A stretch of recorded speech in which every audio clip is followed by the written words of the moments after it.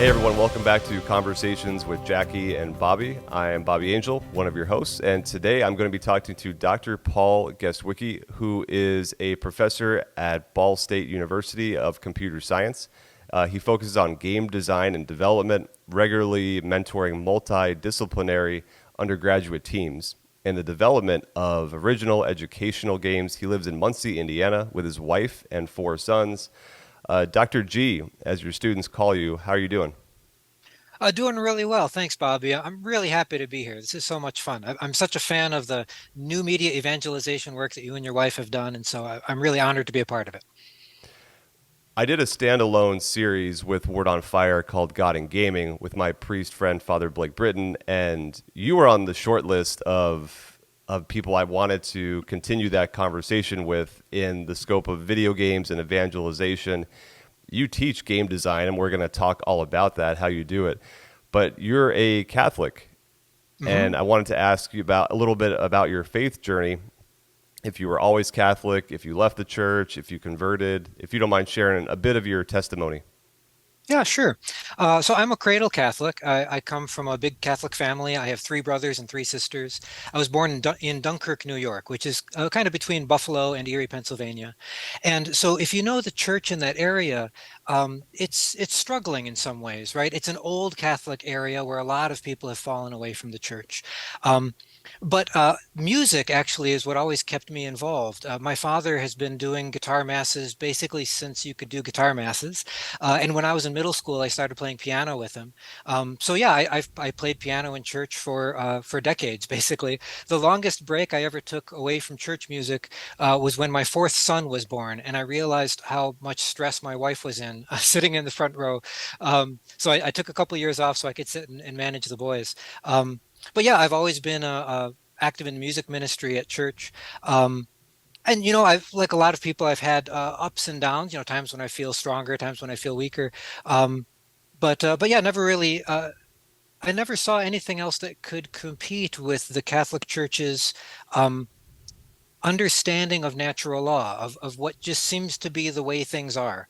Um, I'm really grateful that right now I have a good group of friends here in town that we get together regularly and we read some Chesterton, we read some Tolkien, read some Flannery O'Connor, and that keeps us grounded too. So I have these other men who are active in my parish and also fathers, and that gives me a good grounding in reality when in the university and higher education sometimes you get pulled into something that is not exactly reality.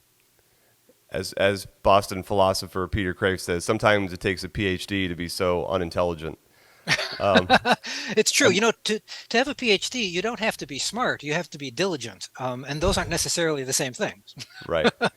And we'll talk a little bit about fatherhood towards the end of the conversation, but your expertise is game design and teaching how to develop video games. And I imagine it's a much different skill set, let's say, like from someone who loves playing video games versus like actually making them. I used to daydream about being a video game tester. Like, wouldn't it be great to just play games all day and figure I was wrong? And then you realize, like, no, actually, I would come to hate the game, I imagine, within short order. So I imagine you get a fair amount of students who come in loving to play video games and thinking that will translate into game design when it's probably not the case.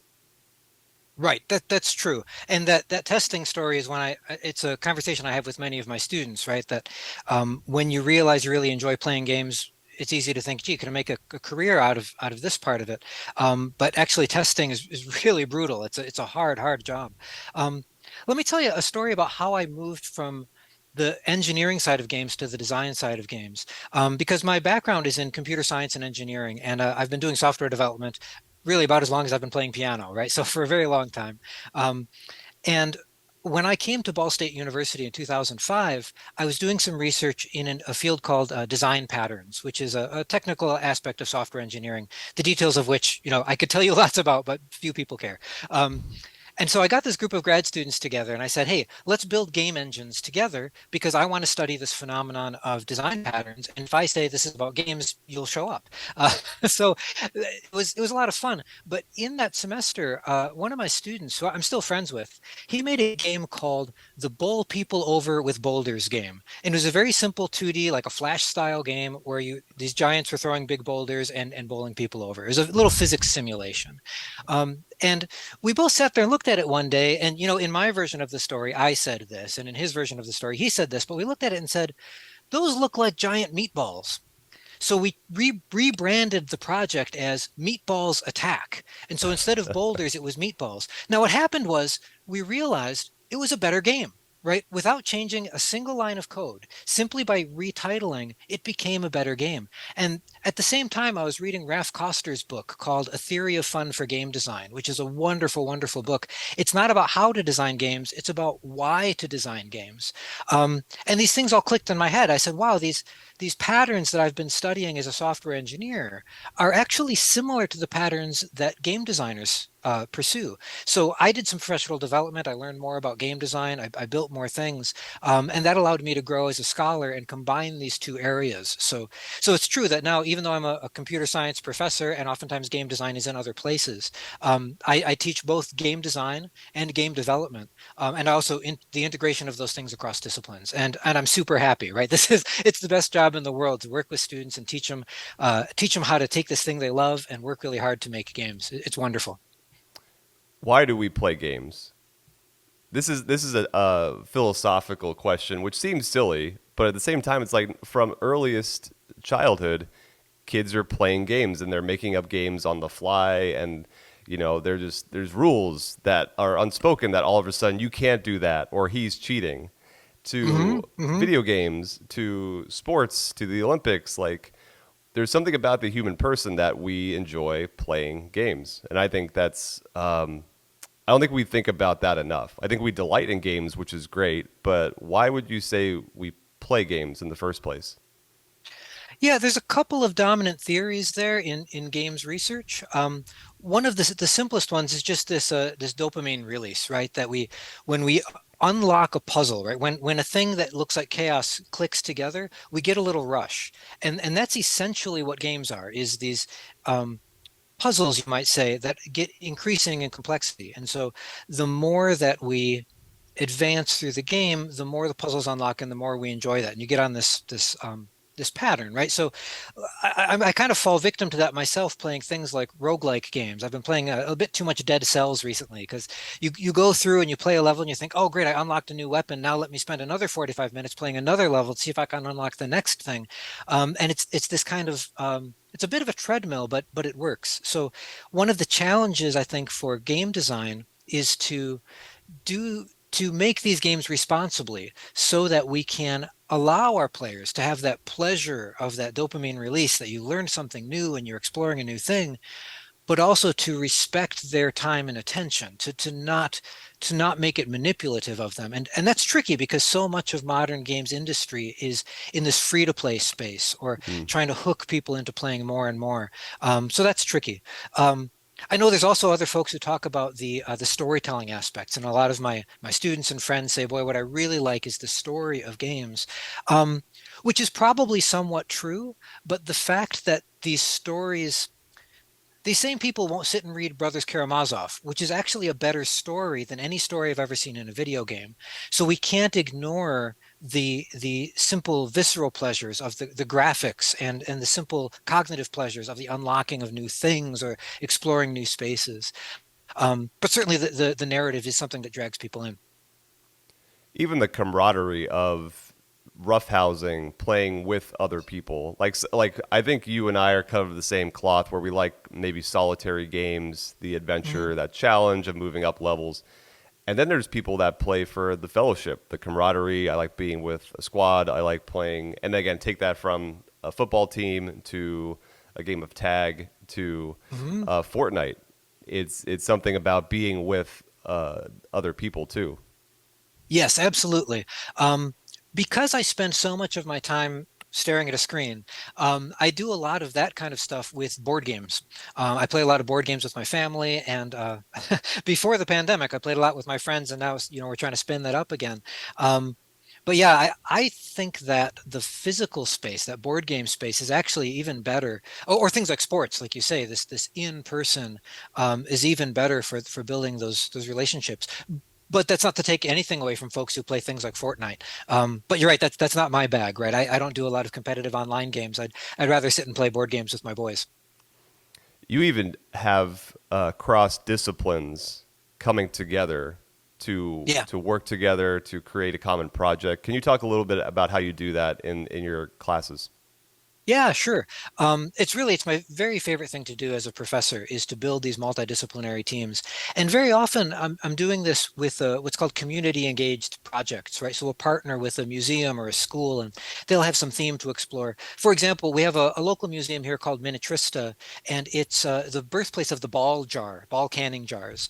And so a lot of our games are about food preservation, which, you probably don't go on Steam and look for the latest food preservation video games, right? But You it's a never great know. challenge. People get bored.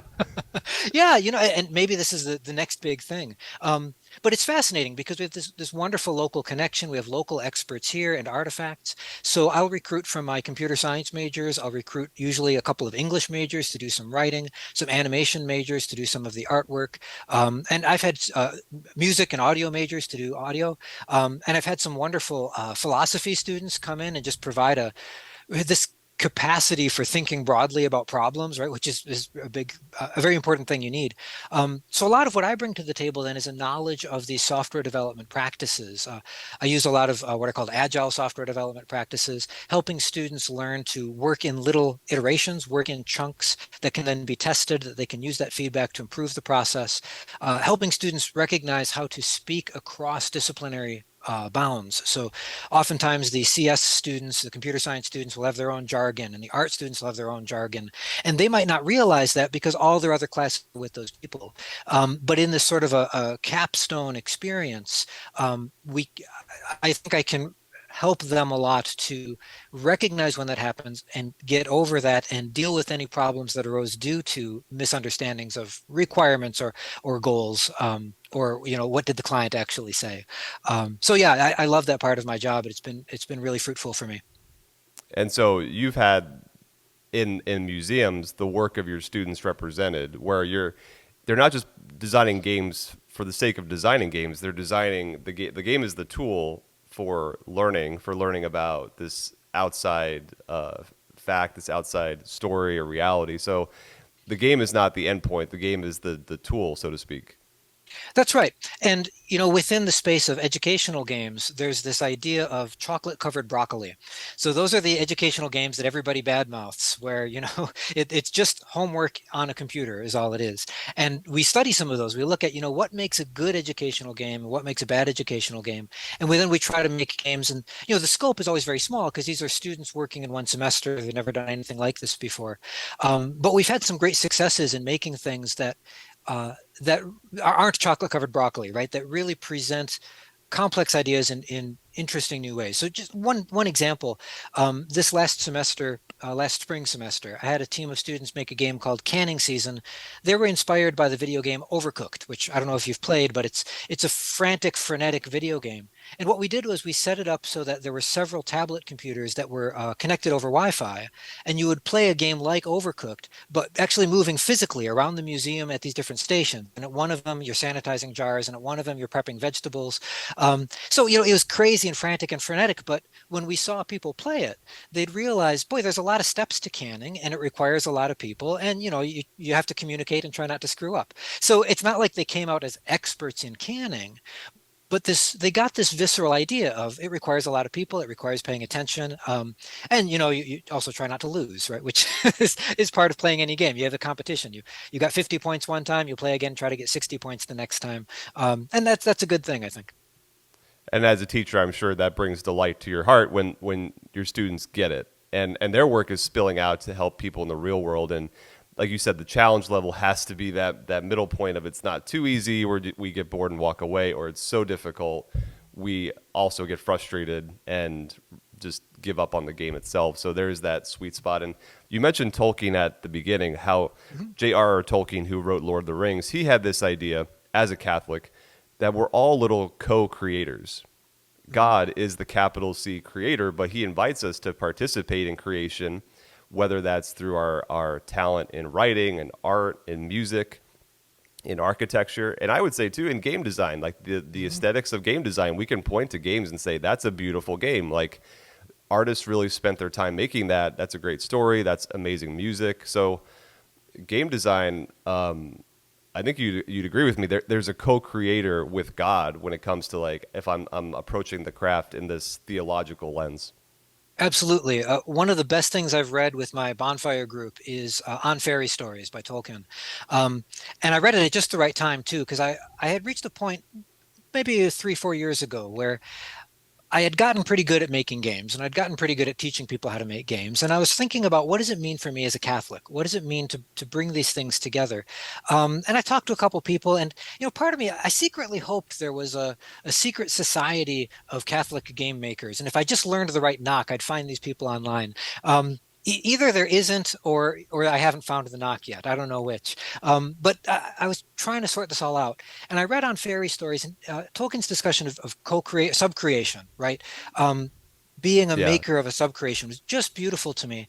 And at the same time, I was reading these letters of Flannery O'Connor, and it helped me see that to to make these things like any art, right? To make these things authentically in a way that reaches towards the transcendent can't help but be Christian or Catholic, right? That if you really are trying to represent this thing, to make it the right way and to make it represent something beautiful or true or good, that these transcendentals all come together.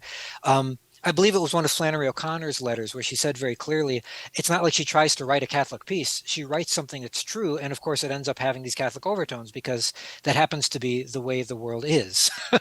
Right. um, Amen. so yeah, so I've been really happy with that. Even just in little side projects, I reflect on that. I reflect on, am I doing this to the best of my ability in a way that makes me feel like an authentic sub-creator? And then I don't worry about it anymore, right? I recognize that there is something good happening there. Totally. This is where I land too. Of to be Catholic in your art, it doesn't mean that every piece of artwork or game has to be about Jesus. You not Mhm. every game you design doesn't have to be about Saint Francis. Right. Jumping over Goombas or who knows what. But it's I want to tell a good story, and I want to bring about the true, the good, and the beautiful. And so, working at a public university, how do you bring your faith there? Is it at a Catholic school? You could be wear it on your sleeve, and I imagine there's a bit of a delicacy in how you live your faith out in that kind of environment. Yeah, for sure, for sure. And I've talked with friends who teach similar kinds of courses at Catholic schools, and yeah, they have their students directly read some of the writings of the saints and try to tie that into their games, which is beautiful. But I can't give that kind of assignment to my students. And I want to say too, I love all my students. I love my job. I love working with my students.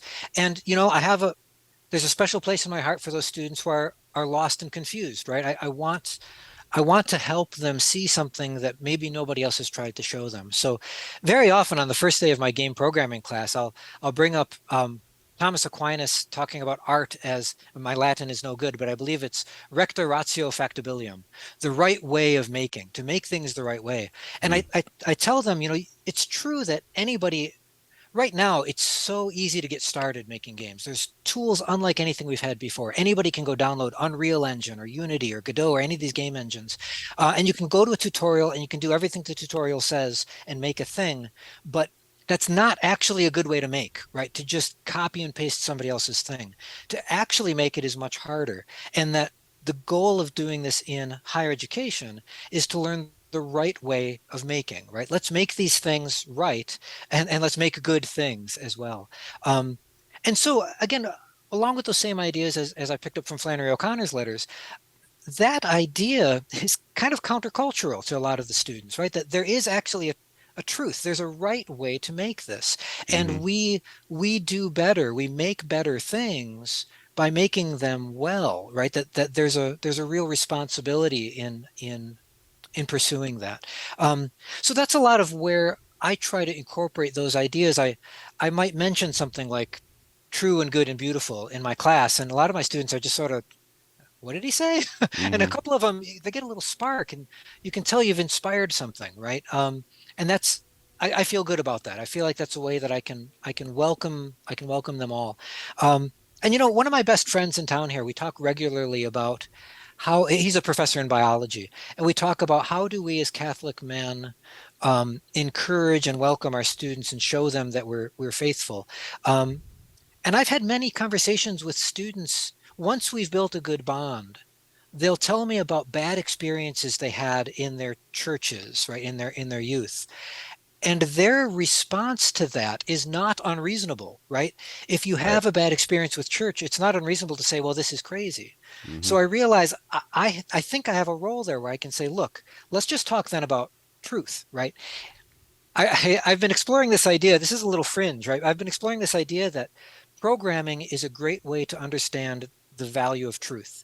Because if you write a program, either it compiles or it doesn't. I don't know if you've done any software development, but if you write a program, it either compiles or it doesn't. If it Right. doesn't compile, it's not really a program, right? There is a right form for it, and it either is or it isn't. So even that, I think, is something I can get my students to reflect on, that there is an actual truth we can reach for, and it's worth pursuing. It's worth doing this well.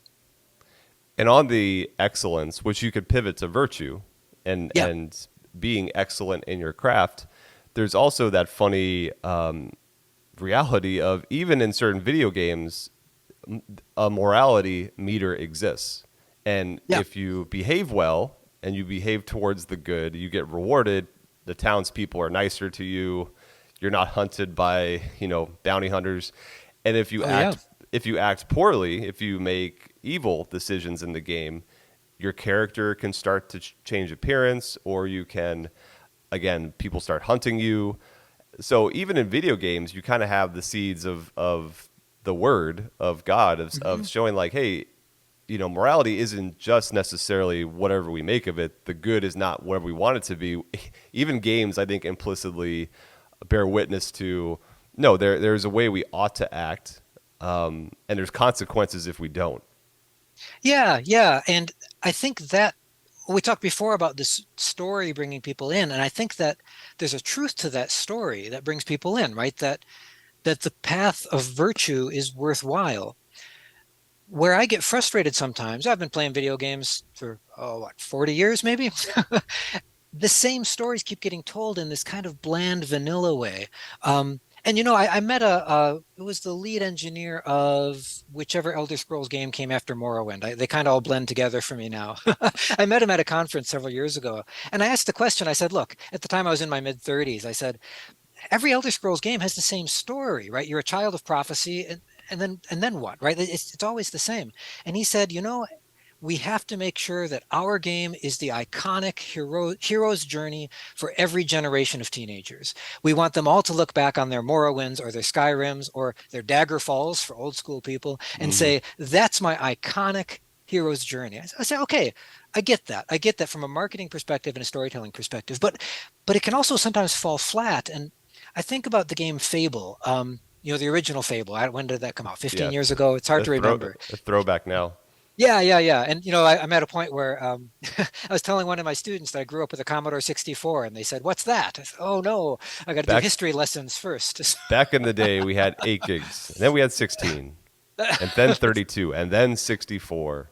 So I had 64K, it's all we had. Anyway, so in Fable, there's this interesting idea, and this plays out in all the BioWare games too, like the Mass Effect games, Right. where if you play good, you look bright and you look clean and you look brilliant.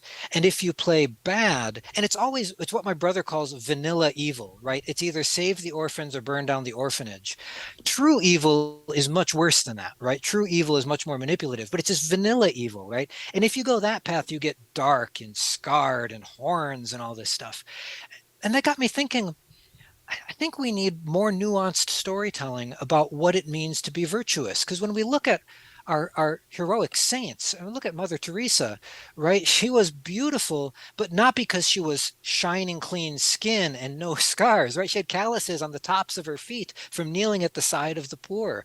Um, that's something I'd love to see more games explore, is the work that's required in virtue. And I think then we could have we could reach even more people through games. I think we could show them that it's not just this vanilla good and vanilla evil, that the truths, it turns out they're the truths of the church, right? That we recognize that there's a cross to be borne, right? There are scars to gather, but that there's always room for redemption and grace, and that it's always worth pursuing that which is good, right? Or if you want to take a secular perspective, Solzhenitsyn's live not by lies, right? Like Right. that's, you can take a faithful perspective or a secular perspective, and they're both expressing the same truth. That's why one of my favorite games is the second Red Dead Redemption, where it's Mm, literally the story of a guy's redemption, of a guy who's been an outlaw. It's a very kind of Gran Torino, like gruff character you play. And he has to come to terms with his mortality and realize he's not been living on a good track, and has to confront the gang leaders who have led him down a path of destruction. And he, it's not clean. Like it's mhm. gritty. It's, and it, again, you are punished or you are helped by how virtuous you are in the game. But the character literally lays down his life so another character can live. Spoiler alert. But it's his redemption, and it's a game that, again, you can play it in all sorts of immoral ways, but there's consequences. Mhm. But I like that, where it's like you're on the right track there, where it isn't just this clean, angelic,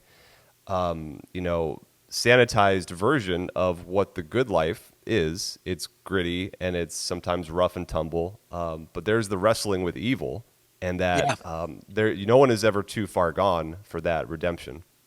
yeah, yeah. And I when I read Flannery O'Connor's short stories, which was just 3, 4 years ago, my first reaction was, why didn't anybody give me this when I was 18, right? Like my education has failed me, because the way that she shows grace always winning despite these bad circumstances, it's just brilliant to me. Um, Again, this is a throwback to maybe when I was in more formative years, but when I think about games that explore an idea, one of my favorites is called Planescape Torment. Probably came out around 98, 99. And it has this theme in it of what changes the nature of a man. That's what the game is about. And something that I think was maybe way ahead of its time was that that was the story of the game, but you could see that idea also show up in the mechanics of the game and the rules of the game. Whereas a lot of contemporary AAA games, right, the big popular games, they tend to mash together conventional player expectations with a narrative that's disconnected. So Red Dead Redemption is an interesting case, right? The story is this compelling tale of sacrifice and redemption, but the gameplay is run around and shoot things, pick up stuff, and it's kind of like any other game, right? It's And that's essentially the Grand Theft Auto engine. Yeah, yeah, it's a big open world sandbox. And again, not to say anything bad about those games, but I really appreciate it as a designer and a developer, somebody who thinks about both technical sides and narrative sides. When you see those rare games that pull the two things together and make it about something. There's one really esoteric one I can mention called Baba Is You, which is this funny little art game about moving a sheep around a board, and it's about one idea, and the creator just explodes, right, with this idea. Let me take this one idea and make the whole game about this one idea. Highly recommended for the kind of thing I'm saying, that I try to encourage my students who are really um, those who are complacent in just playing more Call of Duties. I say, look, check out these other kind of fringe things, these kind of Right. arty things, and think about what we can do as makers, right? Because yes, of course you could make another kind of Call of Duty, and that's fine. Like make it well, make it good, make it in a way that expresses some truth, make it artfully. But also maybe we can think as designers about integrating these other pieces and ideas and making holistic experiences that'll really push the conversation forward. My friend Father Blake loves the indie games. Um, he loves Journey. He loves all those, small team Yeah. developed games. And I, as a parent of 4 kids, I don't have much time, so I stick to what games I can play, like when they're all asleep. Yeah, But sure. on the note of parenthood, you have 4 boys, and Yeah. so I think it's an interesting generational point we're in, where we who've grown up playing video games, it's not just some kind of fringe in your parents' basement thing. It's like, no, now we're adults and we're professionals. God help us. We're still gaming, whatever, for the most part, like whatever our profession is, and people on their cell phones with Candy Crush, like I see all over the place. Everyone's gaming. Yeah. And so, but now in this position as parents and in shepherding and forming the next generation, it's this like, like, when do we introduce games? What games do we introduce? Like, Do you have any wisdom as a father of four boys how you've implemented gameplay within your own house? Sure. Well, I can tell you what we do, and then the in the comments section, people can decide whether it's wisdom or not, right? Yeah, So yeah, it's worked okay for us. Um, so yeah, I love video games, but I even know myself well enough to know that I get sucked into them in a way that is harmful, right? Like I know that weakness in myself. right, right, And so one of the things that we set up for our boys is, roughly speaking, they can spend about half an hour playing video games. We encourage them to play games together. The younger boys play things like the Lego games, which are nice just for kind of silly fun. right. The older boys have been playing stuff like Oxygen Not Included, which is a really interesting base building game, and they're playing. Oh golly, I'm going to blank on the names of them. It's not important, right? But we try to limit that time. Um, but because I know how to make games, I've been teaching all of them how to make games as well.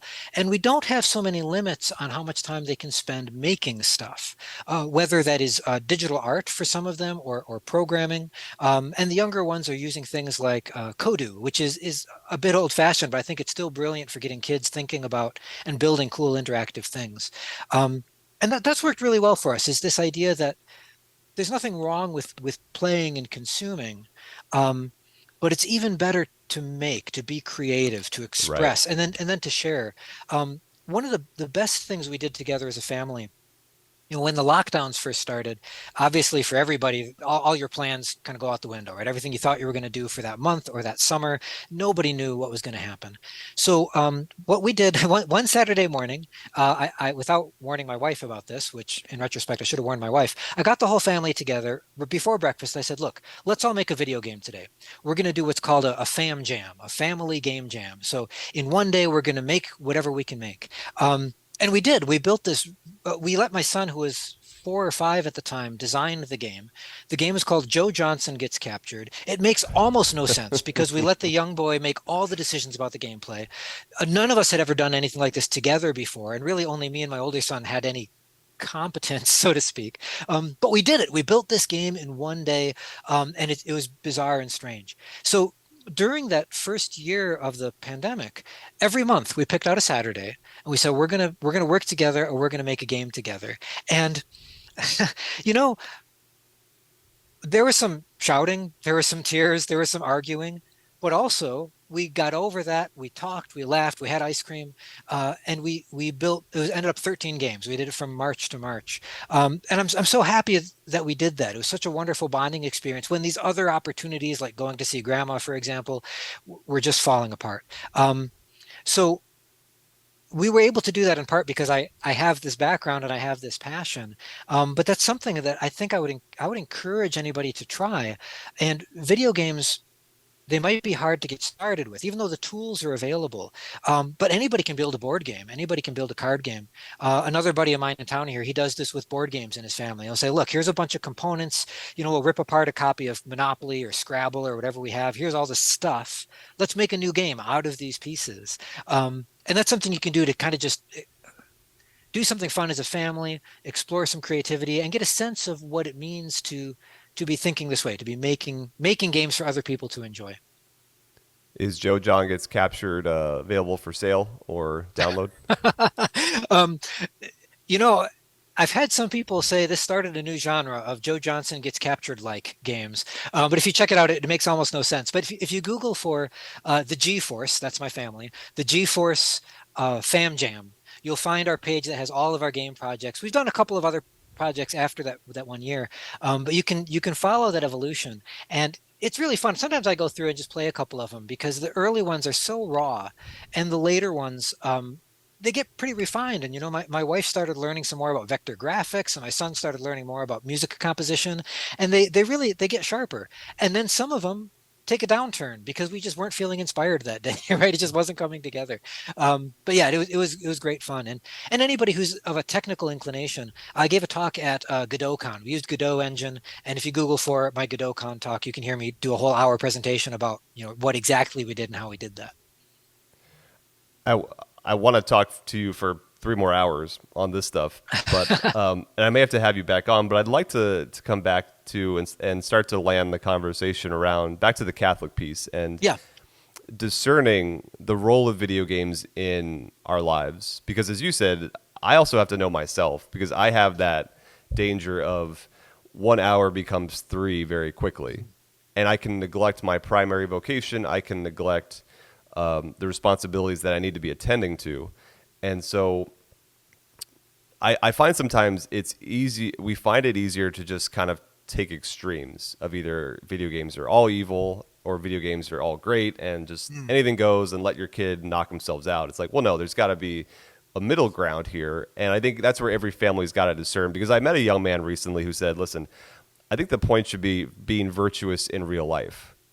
So why don't we just skip the video game step and encourage young people to just and it's and I think you and I are cut of a similar cloth where it's like we delight in this. Like this can be a good form of leisure, but like anything else, movies, books, whatever your hobby is, it can be destructive if you worship the thing instead of allowing it to enrich your life.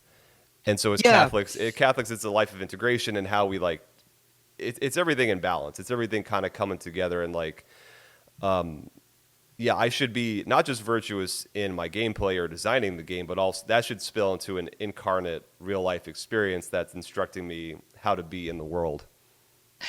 I think that's one of my best friends in town leans towards that argument. And I think it's reasonable. I don't think it's right, but I think it's reasonable, right? Sure. So I tend to put together video games in things like movies and television and books.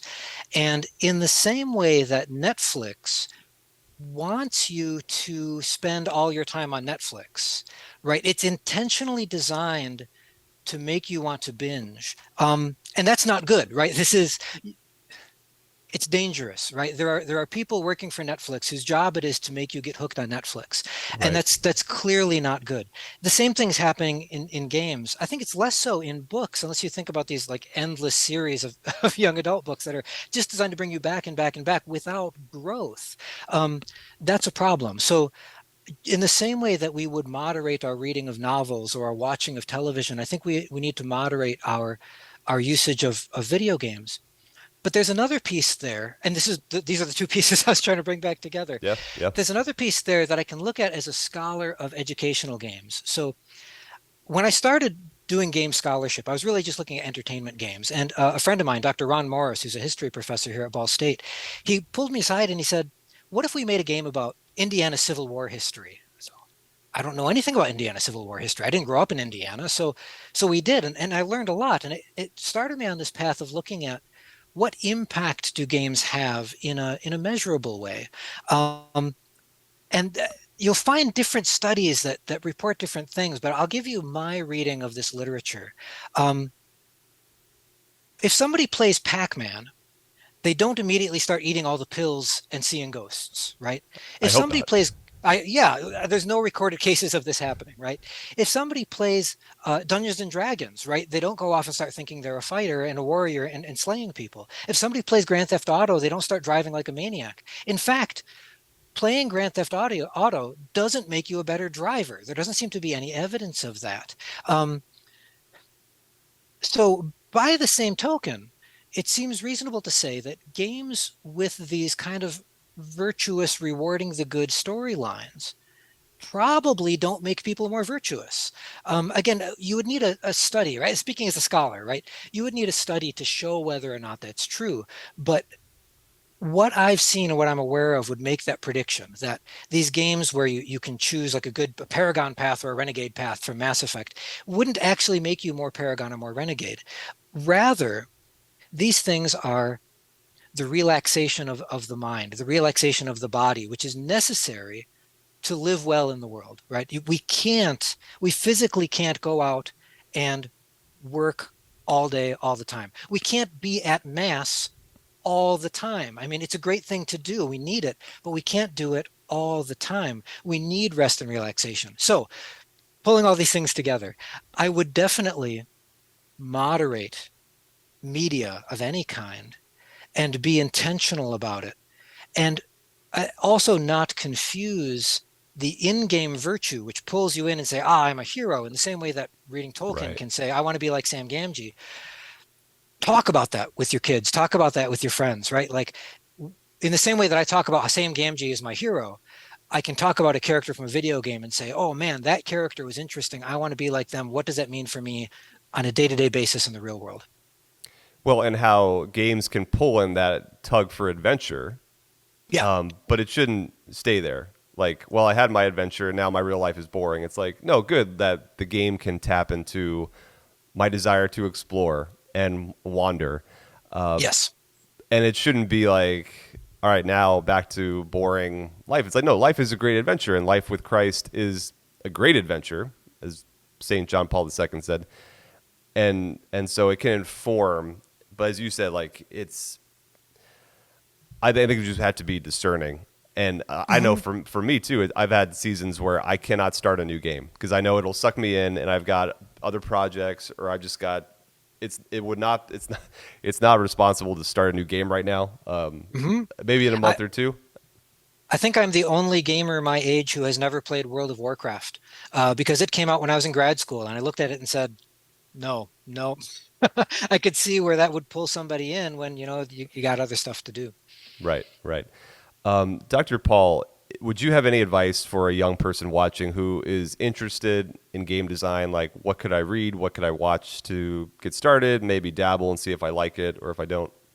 Yeah, yeah. And I'll mention, when my students and I present our work in public forums, I think we have the most luck talking with parents of high school kids, who the kids they're at that point that you just talked about, right? They're trying to figure out, what do I want to do next? What do I want to do in college? Where is this taking me? Um, One of the beauties of video games is that let me say it very, very briefly. They're really hard to make. It's really hard to make a video game, much less make a good video game. And Right. this is one of the things that first drew me into it as a scholar and an engineer, is that you just looking at it from a computer scientist's point of view, you're drawing on graphics and networking and human computer interaction and all the programming stuff and performance and optimization. All those things come together, right? So just looking at it from that point of view, it's hard. Now add in things like storytelling and design and quality assurance and marketing and animation, right? It's incredibly complicated. So um, let me tell you a quick story. I always tell my students on the first day of my advanced programming class, which is a really hard class. I tell them how when I was 12, 13, I played Dungeons and Dragons, and I loved painting miniatures. But this was before the web, right? So my brother and I, we had a couple of miniatures. We painted them to the best of our ability. We had one magazine that we learned everything from. And I'd been telling my wife for years, I want to get back into that hobby. I want to get back into that hobby. And in my mid 30s, she said, just buy some paints and do it. So I did. I bought a bunch of paints. It was about 8 years ago. I bought a bunch of paints and I said, I'm going to go to Hobby Lobby and I'm going to get everything I need to paint miniatures. And I'll tell you what, I got into the aisle at Hobby Lobby and I almost cried because I was so overwhelmed by the amount of stuff, right? I Mm, thought I knew what I wanted, but here's all these different kinds of brushes and different kinds of mixtures and different kinds of, oh, gloss and satin and stuff. I had no idea what it was. And I went back home and I got myself back together and I went back in and I said, all right, I know exactly what I want now. I need this one little thing and that's what I'm going to do. That's how it is with making games, right? You can't go in and say, I'm going to go in and make the most beautiful thing ever. You got to go in and say, I'm going to make something really small. I'm going to make something that is like an old school Flash game, an old classic arcade game. Let me try to remake something like, I mean, there's nothing wrong with Pong, right? Start with something as simple as Pong, and that's okay. So, so that's the right mentality to have, I think, because there is so much stuff. So, if you want to do art, practice your art, right? Keep doing your art. If you want to do some software development, and actually, no matter what you want to do, learn a little software development. You can pick up systems like, I like Godot engine. It's a really nice engine for what I do. You can find slightly more accessible things if you're just getting started. Um, if you're on the writing side, look into the interactive fiction scene because it's often hard for my students or English majors to see how they plug in because there's so much complexity in what the animators are doing and what the musicians are doing. And what they're doing is putting words together, right? Which is it doesn't look as complicated and they don't see how to bring it together. So look into things like interactive fiction. Um, and again, and this isn't just my computer science bias coming through. I think no matter what of those things you do, if you're going to go into a college program, take a couple of programming courses, learn some of those fundamentals because a lot of the language about how things work go that way. Um, finally, sorry, this is a long answer to a short question, but finally, coming back to that point I made earlier, explore physical games, board games, card games, sports. Those are so much easier. When I teach my introduction to game design class, we don't do any programming. We make everything out of other pieces of card games, board games. We take a game like War, right? Everybody knows this awful game, War. There's no decisions involved with it. Here's a really simple exercise. Take the game of War and add an interesting decision. Right? Modify the rules to add an interesting decision. Now you're a game designer, right? You're doing the process. You're taking a thing, you're changing it, you're playing it and evaluating it. So anyway, that was a bit scattershot, but hopefully there's something there for folks to hear that they can move in a fruitful direction. There's ways to get started on all these. Don't be afraid if it's intimidating. It will be intimidating if you're doing it right. There's a great talk by the NPR guy about how good taste makes you interested, but when you first get started, you don't have the ability to make things that satisfy your taste. So don't be afraid. Keep working at it. Yeah, amen. I want to audit your classes or sit in on a few because it's all just so interesting to me. And we'll be praying for you and praying for your students as the school year is underway here. Thank you. Yeah, and you're always welcome. If you find yourself in Muncie, Indiana, come on by. We'll make you a guest speaker. We'll get some folks together to hear what you have to say, and you can hear what my students have to share. Oh, I don't want to speak. I want to learn. I want to play Joe Johnson finds himself, or whatever the sequel will be. Dr. Paul, this has been great. Where can people go to learn more about your work or your writings? Sure. So I blog over at paulgestwicki.blogspot.com. That's a lot of reflections on my teaching and my research and also my miniature painting. I put up my pictures of all my miniatures I paint up there. So it's a hodgepodge. It's the way I approach the world. I also have a YouTube channel, which is primarily programming tutorials. A lot of them are game programming tutorials, including some intro level stuff. And you can find that at youtube.com/paulgestwicki. So anybody wants to check those out, please like and subscribe. I'll put those links in the show notes. Dr. Paul, thank you so much for this conversation. It's been a pleasure. Yeah, it's been an honor to be here. Thank you so much. Whoa, what did you think of that episode, Bobby Angel? Tell us in the comments. Like, comment, subscribe, all the things now. Or don't. Do whatever you want. Whatever you want. You have free will. God bless.